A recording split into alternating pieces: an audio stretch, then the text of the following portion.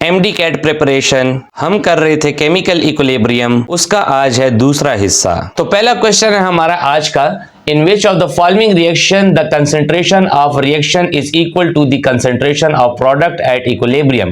कह रहा है इनमें से कौन सा ऐसा रिएक्शन है जिसमें कंसंट्रेशन ए की बी के बराबर हो जाएगी। देखिए गौर से यहाँ पर केसी की वैल्यूज दी गई हैं। अब केसी की जो वैल्यूज है इनके हिसाब से आप प्रिडिक्ट कर सकते हैं कि इक्विलिब्रियम किस कंडीशन पर होगा।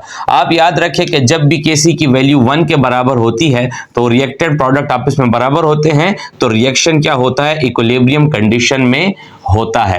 अच्छा, ये जो केसी की वैल्यूज है ना, इनके ऊपर बहुत सारे क्वेश्चंस क्या हो सकते हैं, पूछे जा सकते हैं। लास्ट ईयर भी एमडी कैट के अंदर पूछा गया था कि भाई आप ये बताएं कि केसी अगर ज्यादा होगी वैल्यू तो रिएक्शन कहां जाएगा। यानी केसी की वैल्यू के ऊपर पार्टिकुलरली क्वेश्चंस पूछे जा सकते हैं। केसी की वैल्यू आपको पता होना चाहिए, बढ़ेगी तो रिएक्शन कहां जाएगा, घटेगी तो कहां जाएगा। 1 होगी तो अभी तो मैंने आपको बता दिया कि रिएक्शन कहां पे होगा, इक्विलिब्रियम में होगा। तो केसी की वैल्यू से रिलेटेड बहुत सारे एमसीक्यूज पूछे जा सकते हैं। See the fact is that कि मैं यहां पे ये नहीं बता रहा हूं कि मैं आपको कोई एमसीक्यूज ऐसा बताऊंगा जो कि पेपर में आने वाला है, लेकिन कंसेप्ट आपके इतने मजबूत हो कि अगर केसी से रिलेटेड कोई एमसीक्यूज आ जाए तो आप उसको अपनी फिंगर टिप्स पे कर सकें।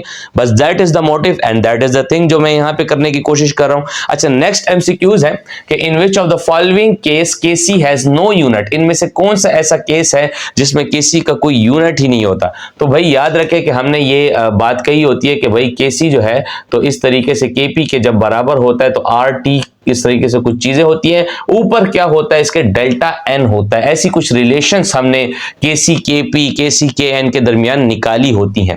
तो भाई उसमें आपको ये बात पता है कि ये जो डेल्टा एन है ऊपर पावर होती है, तो जब पावर 0 हो जाए तो यहां पर क्या हो जाएगा, पावर 0 हो जाए तो जिसकी भी पावर 0 हो जाए तो वो किसके बराबर हो जाता है, 1 के बराबर हो जाता है। 1 के बराबर हो जाता है तो यानी उसका कोई भी यूनिट नहीं रहता, लिहाजा ए इसका करेक्ट ऑप्शन है।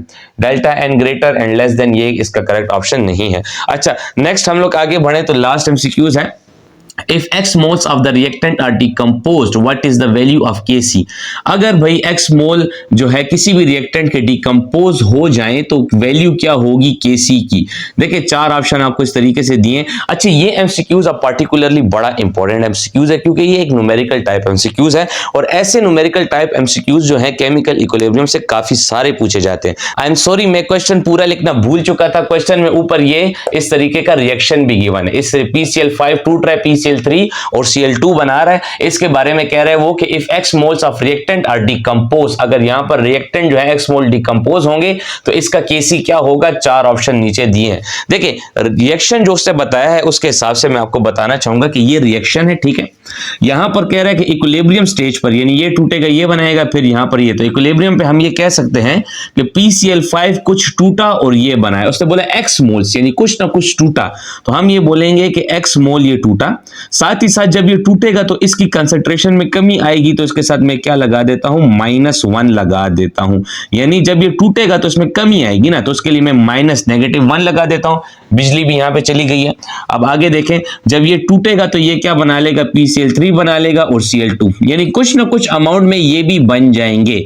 तो यानी मैं अगर ये बोलूं कि भाई ये x अमाउंट में बनेगा और ये भी x अमाउंट में बन जाएगा, तो अब इस किस्म की इक्वेशन आ गई इक्विलिब्रियम के ऊपर।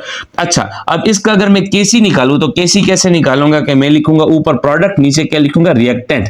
तो प्रोडक्ट ये रहे x को मैं अगर आप इसमें कंबाइन करूं तो यहां से x² आता है डिवाइडेड बाय रिएक्टेंट, यानी x² divided by 1 - x, 1 - x। तो C इसका क्या है, करेक्ट ऑप्शन है।